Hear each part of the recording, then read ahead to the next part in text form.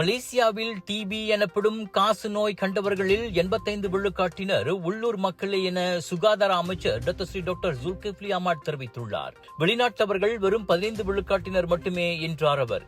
எனவே காச நோய் பரவுவதற்கு புலம்பெயர்ந்தவர்களே காரணம் என்ற கருத்து தவறானது என அவர் சுட்டிக்காட்டினார்.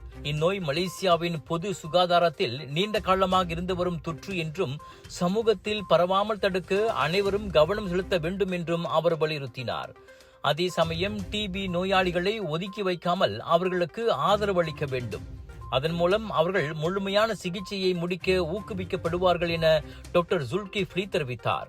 2 வாரங்களுக்கு மேலான இருமல், காய்ச்சல், இரவில் வியர்த்து கொட்டுவது, உடல் எடையில் திடீர் சரிவு போன்ற அறிகுறிகள் இருந்தால் உடனடியாக மருத்துவரை சென்று காண வேண்டும் என்றும் அவர் அறிவுறுத்தினார். புதிதாக 503 சம்பவங்களோடு சேர்த்து இவ்வாண்டின் முதல் 5 வாரங்களில் நாட்டில் 2571 காசநோய் சம்பவங்கள் பதிவாகியுள்ளன. சமையலுக்கு நேரம் இல்லையா?